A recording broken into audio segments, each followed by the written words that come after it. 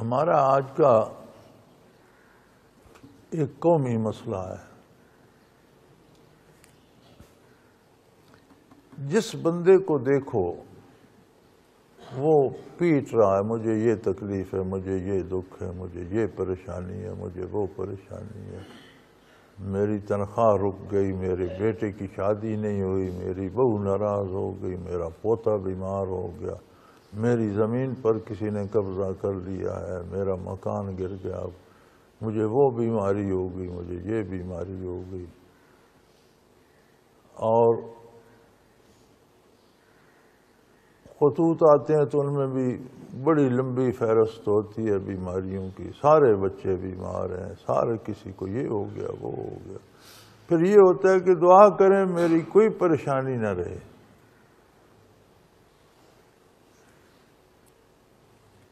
بڑی عجیب بات ہے، پتہ نہیں لوگوں کو اس بات کی سمجھ کیوں نہیں آتی کہ دنیا میں بے پناہ پریشانیاں ہیں. کہیں ایک سکھ ملتا ہے تو 50 دکھ اس کے ساتھ جڑے ہوئے ہوتے ہیں. سکون ہے، اگر دنیا میں بھی سکون ہے تو اللہ کی یاد اور اللہ کے نبی صلی اللہ علیہ وسلم کے اتباع میں.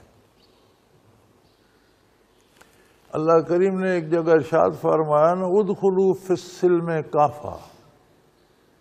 اسلام سلامتی کی جگہ ہے، سلامتی کا قلعہ ہے، محفوظ ہے، سارے کے سارے اس کے اندر داخل ہو جائیں.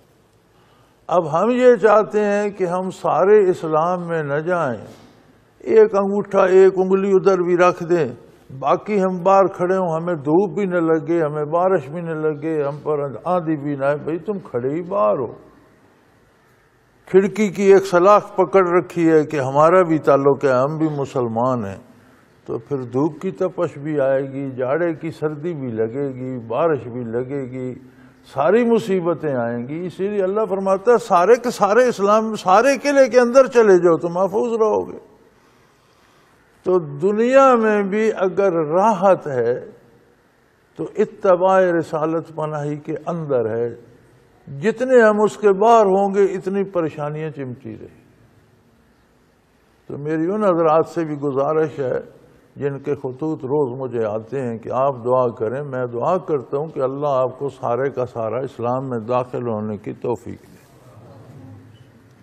اور آپ خود اس بات کو سمجھیں کہ ہم نے اقرار تو کر لیا، کلمہ تو پڑھ لیا، نماز کی فرصت نہیں. اچھا عجیب عجیب وہم ہو گئے ہیں لوگوں کو. وہ جی میں کام تو بھلے کرتا ہوں، پتہ نہیں میری نیت خالص ہے کہ نہیں. بھئی نیت خالص نہ ہو تو نیکی رہتی نہیں، نیکی کی توفیق ہی نہیں ملتی. پھر آدمی نیت خالص نہ ہو تو اپنی بڑائی کے لیے کرتا ہے، یا پیسے جمع کے لیے کرتا ہے، یا کسی اور دنیاوی لالچ کے لیے کرتا ہے. جب کام اللہ کی رضا اور حضور کے اتباع میں اور آخرت کے لیے کیا جائے تو پھر اور نیت کس بلا کا نام. یہ شیطان راستے میں بیٹھا ہوتا ہے، یہ کوئی نہ کوئی غلط فہمی پیدا کرتا رہتا ہے. تو اپنے آپ پر اعتماد ہونا چاہیے. بھائی کام جو بھی کرتے ہو اللہ کے حکم کے مطابق کرو، اللہ کے نبی صلی اللہ علیہ وسلم کے حکم کے مطابق کرو، اور اللہ کی رضا کے لیے کرو، آخرت کے لیے کرو، اور نیتوں کا مالک اللہ ہے. یہ اتباع رسالت ہی نیت کو بھی صاف کرتا ہے. یہی اللہ کا ذکر ہی قلوب کو بھی صاف کرتا ہے، راستگی دے دیتا ہے. لیکن ہمیں آخرت کا اتنا شاید یقین نہیں ہے، چونکہ دنیا ہمارے سامنے ہے. آخرت کو ہم نے ماننا ہے حضور اکرم صلی اللہ علیہ وسلم سے سن کر، اللہ کریم اور اللہ کی کتاب سے پڑھ کر، اللہ سے سن کر، اللہ کے حبیب سے سن کر. اب جو چیز ہم برت رہے ہیں اس پر تو ہمیں یقین ہے. اب جو ہماری کمزور نگاہوں سے اوجھل ہے، ہمارے کمزور دماغ میں نہیں آتی، اس کی خبر اللہ اللہ کا رسول دیتے ہیں، اس پر ہمیں وہ یقین نہیں آتا جو دنیا پر ہے. دنیا کے کام تو ہم بڑی محنت مشقت سے کرتے ہیں، ادھر کوشش کرتے ہیں کہ خانہ پوری بھی ہوتی، جو ہم کرتے بھی ہیں نا ہم چاہتے ہیں کہ خانہ پوری بھی ہوتی رہے۔ تو میاں اپنے کردار کا ہر بندہ ذمہ دار ہے اور اسی کے نتائج بھگتتا ہے۔ اطاعت الہی میں بھی بیماریاں بھی آتی ہیں، مصیبتیں بھی آتی ہیں، سارے دکھ سکھ آتے ہیں، لیکن اللہ کریم کی اطاعت اور حضور کے اتباع میں ہو تو اندر ایک سکون آ جاتا ہے، ان دکھوں میں بھی مزہ آتا ہے بعض اوقات،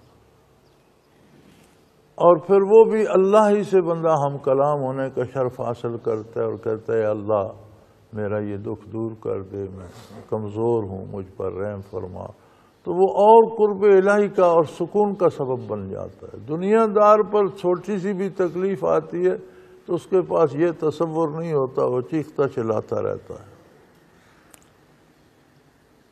تو فرمایا یہ جو اللہ کے نافرمان ہیں ان کی باتیں نہ مانو کہ ان کی باتوں میں کوئی بھلائی نہیں ہے، ولا یصلحون، یہ کبھی بہتری کی بات نہیں کر سکتے، بہتری کا کام نہیں کر سکتے، بلکہ یفسدون فی الارض، دنیا میں فساد پھیلانے کے ذمہ دار ہیں یہ۔